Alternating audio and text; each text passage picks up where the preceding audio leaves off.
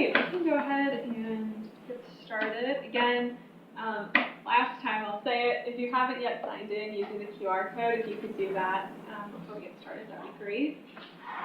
To introduce myself, my name is Lee Adelblue. I am the Senior Program Coordinator at the Hart Leadership Program, and I am the person who runs and manages the whole Hart Fellowship. So I manage every aspect from recruitment to reviewing applications to interviewing finalists with other members of our support team. I lead your orientation, and then I'll also shepherd you through the fellowship year. So kind of the go-to point person for all things fellowship. This is will be my fourth or fifth cohort of Hart Fellows to see through the process. So excited to share with you a little bit more about the program tonight and hear your questions as well. Just to go over tonight's topics, so what we'll be talking about is what the fellowship is, what that year looks like, and also what we're looking for in applications. And then we'll also talk about the application itself, what the timeline is, and the selection process. And then I'll save some time at the end for you guys to all ask your questions. Welcome, come on in. All right, so starting out, I will share a little bit about what the Hart Fellowship is. So this is a capstone year. It is a year of research and service with a community partner organization where we encourage you to work on big and important issues that are of social, political, or humanitarian impact. And so it's a year of taking that learning that you've had throughout your time at Duke and really integrating it into who you are as a worker, as an adult, as a person in the real world. It's a chance to move from that theoretical, which a lot of you have engaged in service learning throughout your time at Duke, but taking everything that you've learned and putting it into that practical lens. So what does it look like to get your hands dirty and actually do work with the communities and on the topics that you care about? It's also a deeply stretching year. It can be a year of reflection, of growth, sometimes of isolation. It's a year of embracing the unfamiliar and pushing past your comfort zone to discover more of who you are and to develop as a leader. And to discover a little bit more about who you are and what it is that you want to do in this precious life that you get to live. So we have sent 121 Hart Fellows into the field over the last 31 years. We've sent them to over 40 different countries. And historically, our Hart Fellows have engaged in myriad projects all around the world. They've done documentary work in conflict zones. The first Hart Fellows were sent to Rwanda just after the genocide. Hart Fellows have worked with children in adversity, with Save the Children, or with other organizations. They've also worked on healthcare access, the impacts of climate change on indigenous communities, as well as a number of other topics. So as you're considering your application and what your Hart Fellowship year might look like, we invite you to dream boldly and creatively about the impact that you'd like to make and the topics that you'd like to work on and learn more about in this year. This year, we do plan to award one additional fellowship that's specifically focused on working with children in adversity, and our hope is that that fellow will engage with documentary or photography as their medium in that project. This is kind of calling back to an old fellowship that we had in about 2014 to 2016. This is the Fellsman Fellowship, and it was focused on just that, doing documentary work with children in kind of adverse situations around the world. So if that's not you, no worries. It's not a spot that's being taken away from our existing spots. It's an additional fellowship. The whole structure will be exactly the same. We just hope that your project will incorporate something about documentary studies in it. All right. So there are four kind of components or pillars of the fellowship year. The first of those is tangible contribution to a community partner. What this means is finding a nonprofit, usually grassroots organization, either domestically or abroad, that is working on an issue that you care about. And it's a chance to get your hands dirty and to do real and meaningful work, giving some kind of tangible contribution to that organization. So this can look like writing grant applications, conducting surveys of their programming. It can look like leading workshops, but it's also some of the work that's maybe more humble, like serving food, setting up chairs, serving coffee, making coffee and serving coffee at a workshop. So a Hart Fellow is willing to contribute in whatever way their organization needs them to contribute, recognizing that they're bringing a lot to the table as do graduates and as an extra set of hands and somebody who's in their first year out of college. But there's a lot of stuff that they can do. Like no work is beneath you, really. That's what we're hoping. The second component of the fellowship is community-based research. So there's 3 components there. We really follow a listen, research, contribute kind of framework for developing your project. And so this project of community-based research, it looks a little bit differently than maybe the research you've engaged with throughout your time at Duke. It is less academic research and more thinking about what does this organization need and where is the intersection of the organization's needs and your interests, intellectual and academic interests. So the way that this is structured is you won't, in your, as you head into your fellowship, you won't have that research plan and the research question already figured out. What we're really asking you to do is to go in, to listen deeply to the community, to make connections with the people who matter in both the organization and in the context you find yourself in, to see what's interesting to them and what are their needs and what are their struggles and what are their gifts, to start thinking about those things and to start developing your own questions, which will lead to the creation of your research project.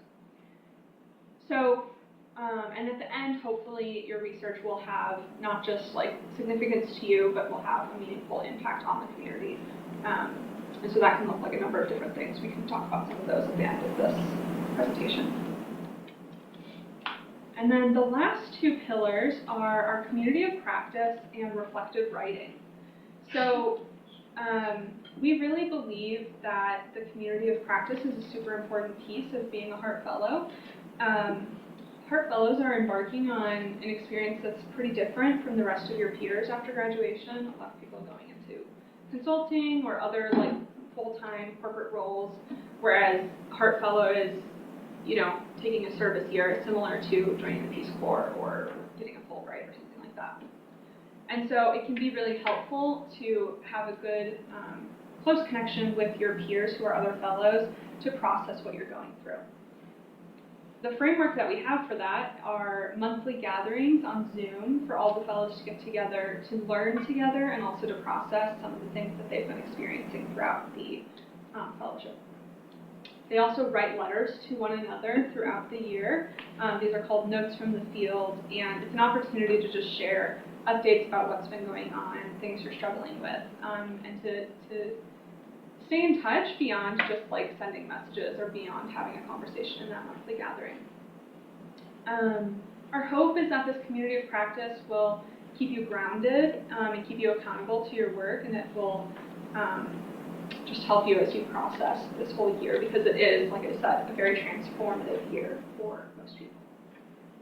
And then our last thing is reflective practice, or reflective writing. This comes in the form of letters home, which are a kind of core piece of the Hart Leadership Program. All of our summer programs, undergraduate students write these, but the Hart Fellows will write them once each month throughout the entire fellowship. Letters home are essentially a letter that you write to us back here at Duke, sharing what you're going through and what's hard and what is sticking with you, what you're kind of going over in your head. And it's usually based in a small moment. So you might have had a conversation with somebody while you were on the bus, and that conversation for some reason is just sticking with you. So after a few days or a few weeks of that, maybe you decide to write a letter home about it and kind of draw out, well, this is why it's sticking with me, and this is what it's making me wonder, and this is what it's making me think about who I am or how I'm existing or what this fellowship means. Those letters will get a response back from one of our faculty members. And in addition to this, we also have other kind of reflective writing that is available, or that is assigned, I guess, throughout the fellowship year. So your Hart Fellowship support team consists of a number of people besides myself. We have Professor Andrew Nurkin, who is the Hart Leadership Program Director, Dr. Kate Wetton and Dr. Heath Wynn, who are our research advisors. We have Dr. Suzanne Katzenstein, who writes the letters home to our current fellows, and then we have Liz Driver, who is the finance coordinator, who manages all the money and budget stuff throughout your fellowship. As you are looking at your application, if one of these people was going to be the person you asked for your letter of recommendation, I'm very sorry to tell you that they cannot write your letter of recommendation because they are part of the selection committee. All right, so what do we fund throughout the fellowship? Because we've said that it's a fully funded fellowship, and it is. What we cover are your living expenses, your travel expenses, and your research expenses. The research expenses is a small set stipend to cover, whatever materials you might need, gift cards, whatever it is that might be helpful, as well as language training if you're going abroad and going to be in a place where you know the language but you're not quite fluent, and so you want to take some conversation classes. We will also purchase your flight directly to and from your host location, one flight there, one flight back. We'll cover any visa expenses, any immunizations, anything that comes through your travel. And then lastly, the main thing is we cover your housing, utilities, food, transportation. We have a little entertainment or cultural exploration part of the budget, so you can actually get to know the location that you're staying in and do some fun things. And then we can also provide health insurance if you're needing that, particularly if you're going abroad. So, who can be a Hart Fellow? Anybody. Hart Fellows come from all different majors. They have different interests. They are, not necessarily all from Stanford. They're not pursuing the same topic. They're not pursuing the same careers post-graduation or post-fellowship. As you're writing your application, we really want to see you in that application. Who are you? What are you passionate about? Why are you passionate about those things? What are you curious about, and where does that curiosity come from? So be as authentic as you can be. Avoid AI in your applications, because even if you edit it a lot, the base is still not good, and it's pretty obvious when people start with an AI prompt. So please don't use those on our applications. The Hart Fellows do share a number of qualities, though. They are curious, they are leadership-oriented, they are adaptable, they are proactive and self-directed, they are reliable, resilient, reflective, passionate, and I would also say humble. There has to be a lot of openness, especially because most Hart Fellows do go abroad and they're in cultures and communities that are deeply unfamiliar to them. And so having a lot of openness, cultural humility, curiosity will serve you really well. And even though we offer a lot of support throughout the fellowship year, it is very self-directed. You're out on your own. We have assignments and deadlines and a general timeline that we're hoping for you to follow. There's nobody there checking up on you. So you need to be reliable, you need to be self-directed and driven. And we need to know that you're going to respond to us when we email you, and that we can count on you to do the work that you promised that you would do.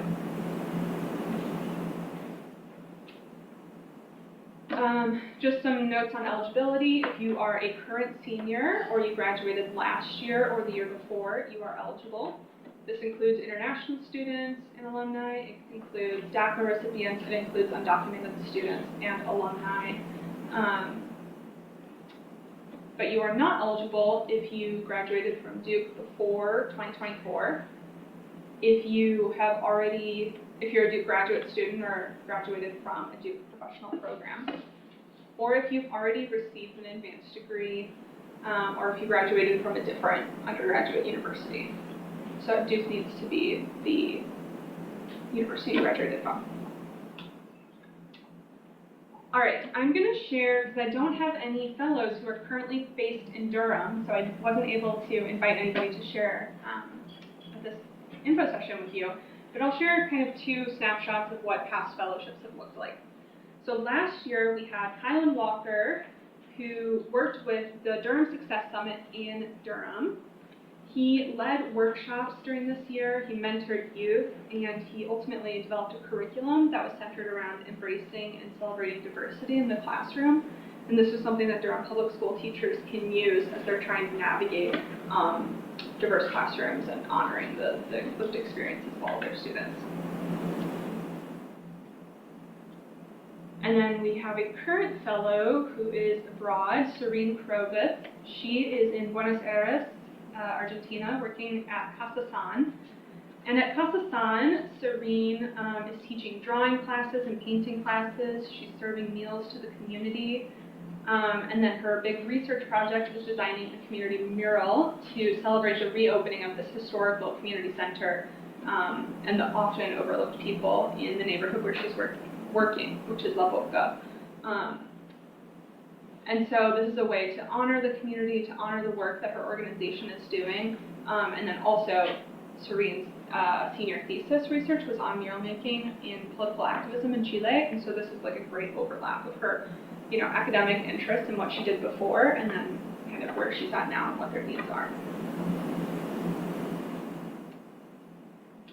All right, so some thoughts on the application.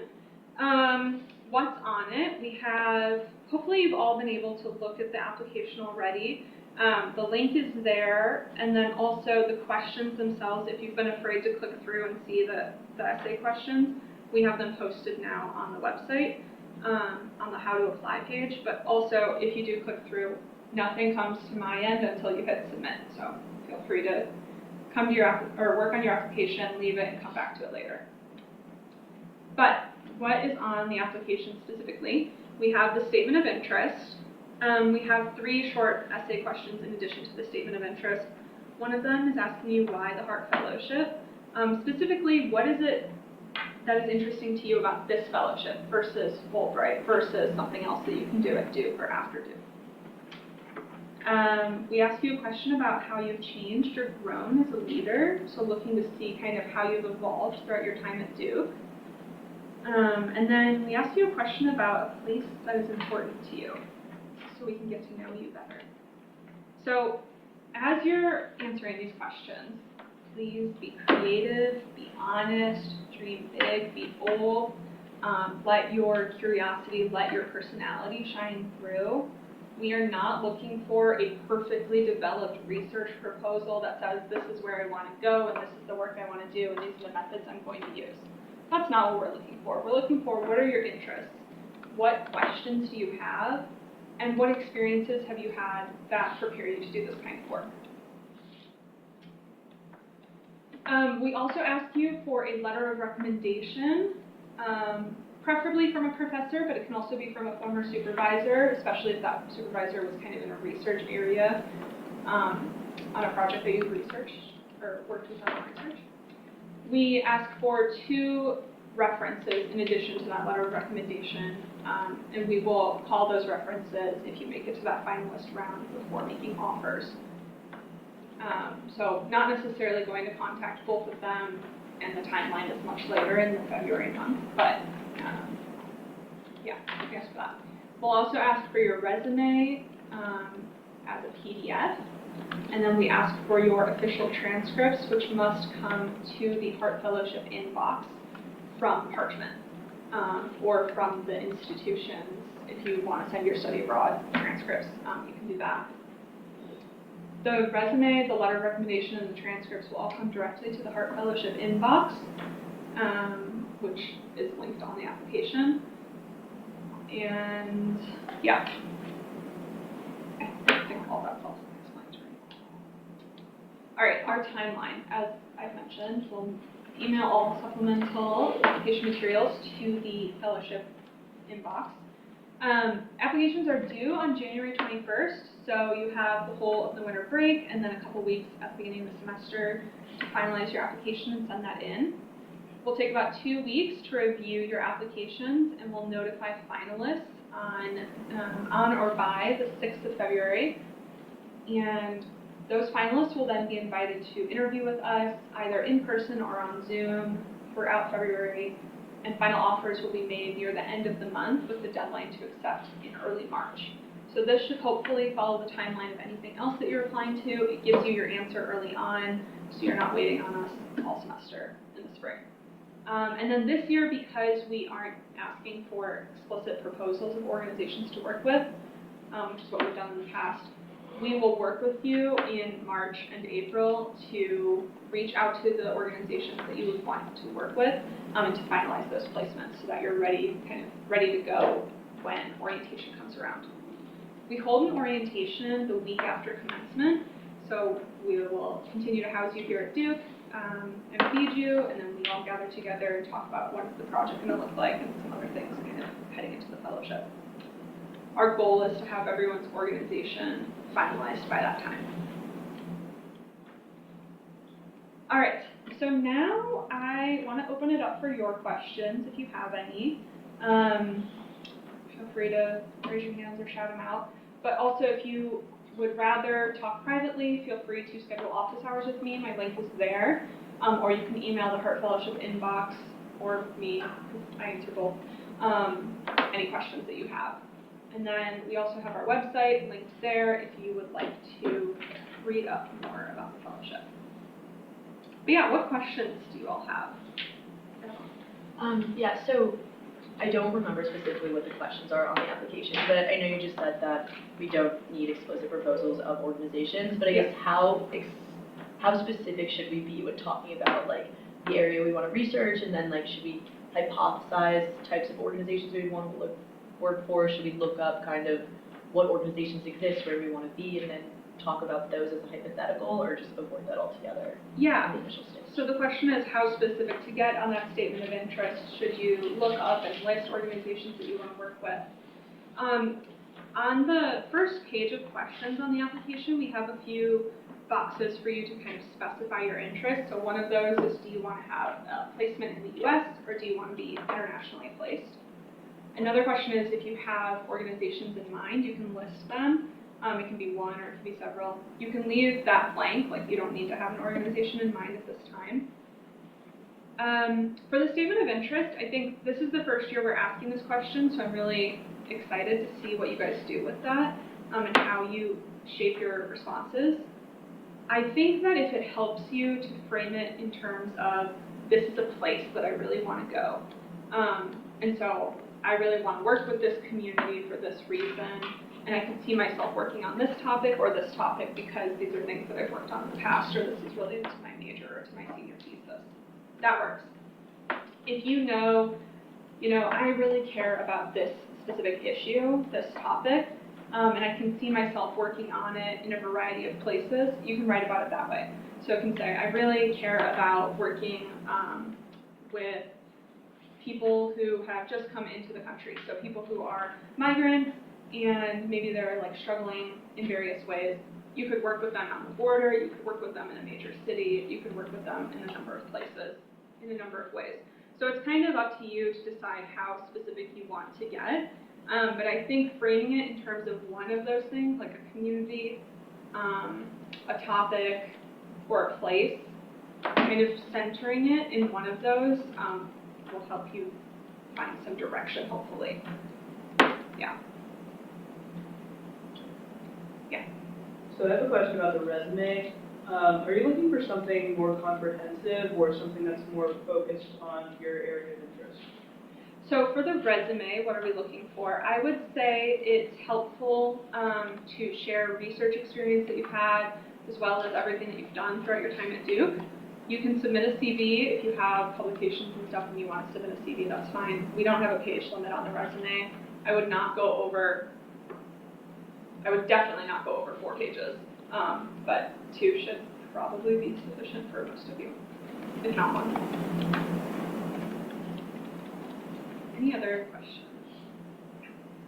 Does the type of organization matter? Like, could it be, the funding of it? Could it be like in a university or something like that? Yeah, so what types of organizations count? We find that the best placements are generally nonprofit organizations or grassroots organizations, it's very unlikely that we would match you or approve a match with a very corporate place that has a lot of funding, because if that's the case, then why do you need to do the fellowship? Like, that organization could probably hire you and you could get a job as a program coordinator there. For universities, I think that that's probably a no. We had 2 fellows who were at universities last year, and both of them ended up finding local community organizations, I guess, to work with, because they found the university work was too removed from being in community. And so I think that you need to have something that's an organization that's doing tangible work. So one of those students ended up working with like a local city council. She was in Birmingham in the UK, and so she worked with the Birmingham City Council, hosting a lot of workshops on extremism prevention, and so having conversations with folks who are, I guess, at risk of being extremists in their community. So that was hands-on, tangible work. And it was both facilitating the conversations, and it was making coffee, setting up chairs, welcoming people. So what is a way that you can do something that's academically invigorating and interesting to you, but also, you know, is hands-on work? Yeah. Are there any geographic restrictions, like places we can't go? Yeah. So she's asking about geographic restrictions. Hart Fellows are subject to the Duke Restricted Regions list.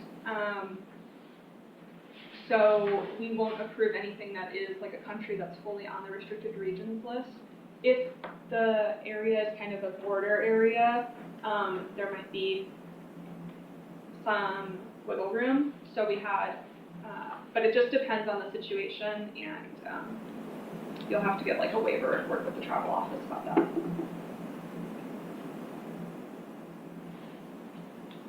Any other questions? Yeah. For the documentary/children's SWAT, Yes. is there an expectation to submit like a portfolio, like a photography portfolio or anything like that? Okay, so she's asking about the opportunity to be the Felsman Fellow, working with documentary studies in children in adversity, and whether a portfolio needs to be submitted.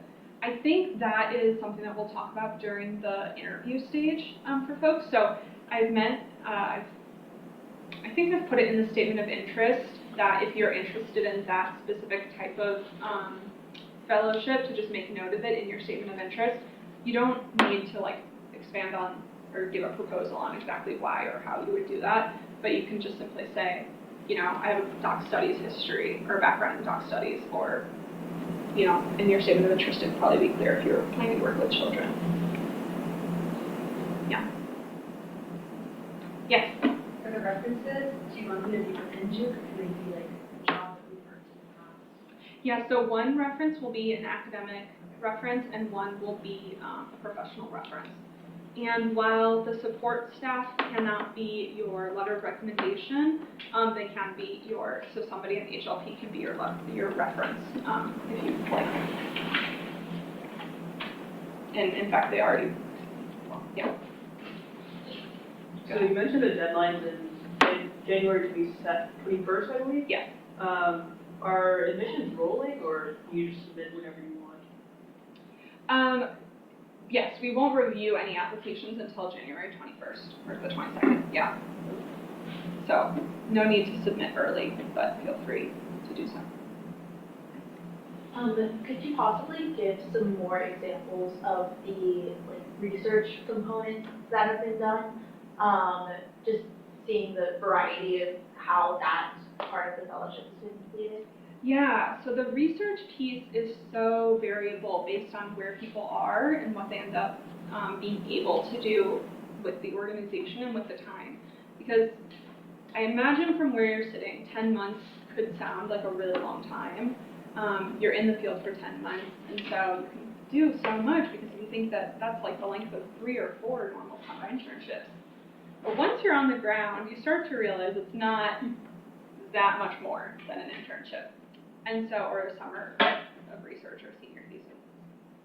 So we have a number of things that people have done. I've mentioned the curriculum, I've mentioned the muralism. We have, actually we have 2 fellows this year who are doing murals. So somebody else is doing a community art project based in Philly, based around the kind of theme of the organization, the mission statement, and so what does that mission statement mean to everybody? And so it's more of like an artistic thing. Hart Fellows are not always artistic, but we do end up getting a lot of those types of projects. We have another fellow who is conducting a photo voice project, and so interviewing students in a who attend the programming that her organization puts on and seeing what does this programming mean to you. So that's one part of the project, is this photo voice project. And then another piece of that is conducting surveys, kind of more traditional research surveys and interviews on how the programming has affected their mental health and well-being, and if it's been positive or negative to help the organization. We had a fellow a few years ago who put together a report on how the U.S. could create an indigenous land guardianship network based on the way that Canada is doing that. So in Canada, they have this already kind of in the process. And so this person went to Canada several times and interviewed people and talked to the organizations there that were putting that together, and then made a proposal for his organization, which is interested in doing that. We've had a fellow who was working at a gender-affirming healthcare organization and organized a clinic and brought a bunch of providers in to provide healthcare to folks who maybe didn't have access to that all the time. And then they also wrote several grant applications to get more funding for the organization, and were actually able to receive that grant application and be hired on as staff afterwards, so that's pretty cool to be able to do that. We had a Hart Fellow who spent their fellowship year, I think they were working with the city of Atlanta, and their big project was getting a park, a local park, renamed. So it had been a park in a historically black neighborhood that had been kind of gentrified and renamed, and the history of this neighborhood had been erased, and so they renamed the park. They held lots of community efforts to kind of bring that history back into the present. And I think there was like a big, unveiling day, and so it was like a big, celebration event. So lots of different things. Again, the research, it can be kind of academic in nature, but because it needs to be of tangible benefit to that organization, sometimes it ends up looking a little bit different. Yeah, is that helpful? Yeah. Okay. But yeah, really the sky's the limit. Yes? Could letter write be somebody who works in student affairs? Yes, the letter of recommendation can be somebody who works in student affairs. Yeah. So did you have international students conducting projects in their home countries, or you expect people to kind of go to different countries? Yeah, this is a great question. So, as an international student, can you conduct a project in your home country? The answer would be yes, just like we have American students who conduct programs or projects in the U.S. I will say, though, something that's really important to us in the Hart Fellowship is this concept of creative dislocation.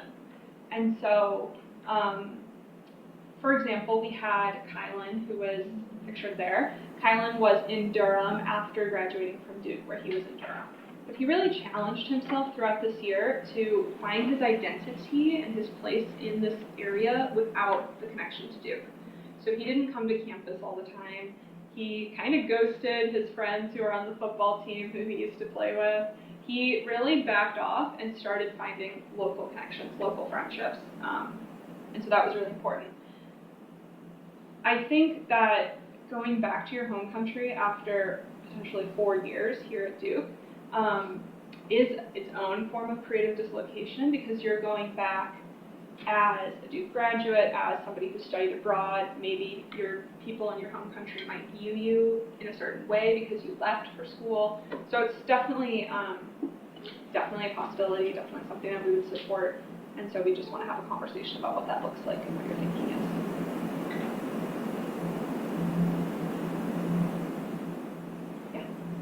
I know we don't have to go here, but how have you heard that some people describe like those experiences changed them after? Yeah, so how have other fellows described the change that has taken place in them throughout the fellowship experience? So I think the main thing that I have heard is just learning new career paths for themselves. That's been a big one that I've heard. We have somebody who's in grad school this year who just started a graduate program studying something that she never would have done if she hadn't done her fellowship. But because she was in this setting where she was basically at a cultural institute that was a school for kids on an island off the coast of Brazil, she really loved working with these students. And so while her background is in anthropology and she thought maybe she would pursue a master's in that, she's now pursuing a master's in education policy and hoping to work with kids, not just as a teacher, but at a policy level. Also, she wasn't a policy student, hadn't been in Stanford at all before, and then found an interest in that part of the world. Other things, I think just deep change and growth as a person. It can be a very humbling experience. It can be a very, students grow. We've had students who thought that they knew everything about their topic of interest, and then they went to give a speech about it, and actually what they said didn't resonate. And everybody else got applause when they spoke, and then this person didn't get any. We've had situations where somebody thought that they were great at facilitating conversations, and then somebody came up to them afterwards and said, you don't know what you're talking about, and you need to do more research before you speak about our community. Sometimes that happens. There are hard moments that come about throughout the fellowship, but it's the framework that we've provided for you to reflect on those, to share with your community, with the other fellows, and to learn from those things. I think that's what sets the fellowship apart from other programs, because it's not just that you're in an unfamiliar place and navigating new things that you haven't experienced before. It's that you have a whole community supporting you as you go through this process. And it's a community of like-minded peers who are also doing similar work, and faculty who have been there, who have done that work. Our research advisors, Professor Narkin and myself, we've all worked in nonprofits, we've all lived abroad, we've all worked abroad. They've done the real work, and so they can speak to the experiences that you're having. Yeah. Go ahead. Up to how many years after graduating can someone apply to be a fellow? How many years after graduating? It's current seniors and then the last 2 classes at Duke. Yeah, so you get 3 years, 3 chances. Mike? Yeah, I was going to ask, what are some things that fellows have done afterwards that you were kind of alluding to in that last question? Yeah, so things that fellows have done after the fellowship concludes. A lot of people do go on to grad school, that's true. We've also had fellows who stay on and work with their organizations in some capacity. We have also had fellows who go, I think we have somebody who's in DC who's going to be working on the Hill, actually starting this month. People go into nonprofit sectors, people go to corporate sectors sometimes. That's kind of what the trajectory has been immediately after the fellowship. And then if you look at the alumni that we have, they are doing all sorts of things all across the globe and all across the country. A lot of people do end up in DC in high positions of power working on policy. Damon Wilson, who was the first Hart Fellow back in 1996, is currently the director of the National Endowment for Democracy, National Endowment for Democracy. And so he is doing kind of really high-level policy work, supporting people. That endowment actually supports people from all over the globe, and is trying to promote democracy across the world. So Yeah, lots of things that you can do. Yeah. Let's say like, situation where like you apply once and you don't get it, then you can't apply again, or like, could I like not get it this year, just apply after I graduate? Yeah, you can apply as many times as you want. So if you apply this year and you don't make it in, you're definitely welcome to apply in the following year as well. And we've had people do that. Yeah, we're excited when they reapply.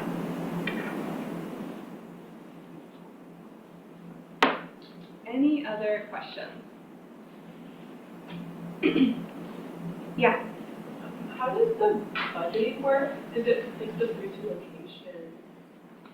Yeah, so how does budgeting work? Our budget, we will work with you once you've finalized your placement. We have a budget template that I will send out to you. That template covers all the things that I listed before, so housing, travel, health insurance, research. And so what you'll do is you'll research what the cost of living is, where you're going. You'll figure out, hopefully, pretty early you'll know where you're living and so what your rent will cost. So you'll put in your actual cost of rent. And so you're building a budget that you will be following throughout your fellowship. The budget is specific to your placement, your location, the housing that you find, that sort of thing. And then the way that our funding is dispersed is it comes in 2 checks, one in July and one in January, so one for each tax year.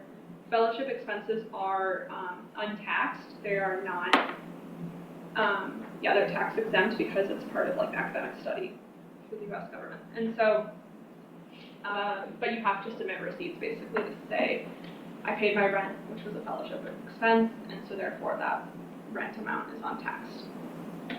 But we'll walk through all of that with you during orientation. But yeah, so the tax liability is not there. And if you're from a different country, you don't have to pay any taxes unless you're doing it in the U.S. Yeah. Question about the documentary fellow. Is that like a set path with a set person, or do you still like, if you want to document something about working with children or working with a particular organization, and then follow up to that, could you still like make your research project something about it, documenting even if you weren't that fellow? Yeah, definitely. So the main thing is that, I'm not entirely sure how we're going to award that because you won't know your organization already before we announce who's accepted. But the idea is just that I wouldn't overthink it, but if you are interested in working with students or children, and if you have an artistic background or think you might have an artistic bent to your research project, to just indicate that on the application. And yes, we are very open to, if we get 4 people who are fantastic and all of them are wanting to do documentary work, then we can say all 4 of those people get in. And if we get, 1 person, then just 1 person gets in. And if we get 10 people, then we'll interview all 10 people about the documentary. So it's the numbers are not set. Yeah.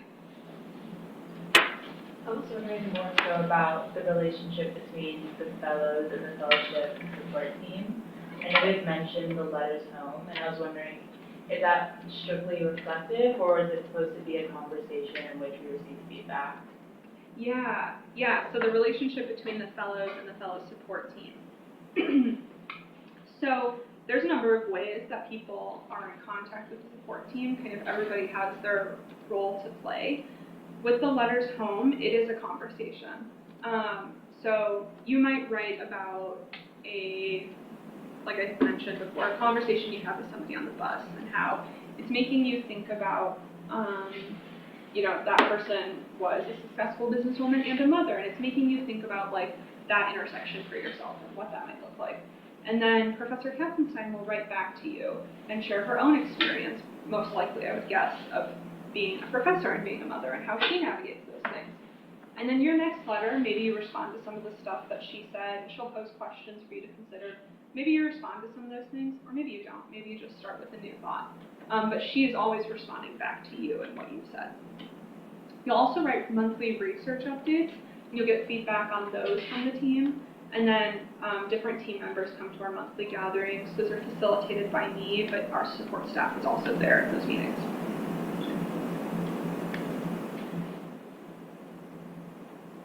Yes? If you were going to do human subjects research, would your IRB be through Duke, or would it be like, how would that? Yeah, great question. Thank you for bringing that up. So the question is about human subjects research and IRB. So you will work with the Duke IRB office. Fellows are usually developing their questions in the September-October months and submit IRB sometime in November, and then work with the IRB team through November and December to get approval to start their research in January. That's typically how it works.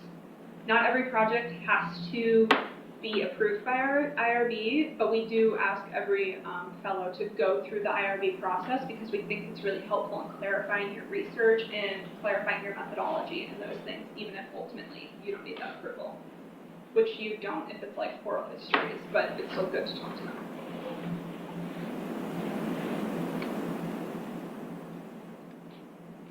Any other questions?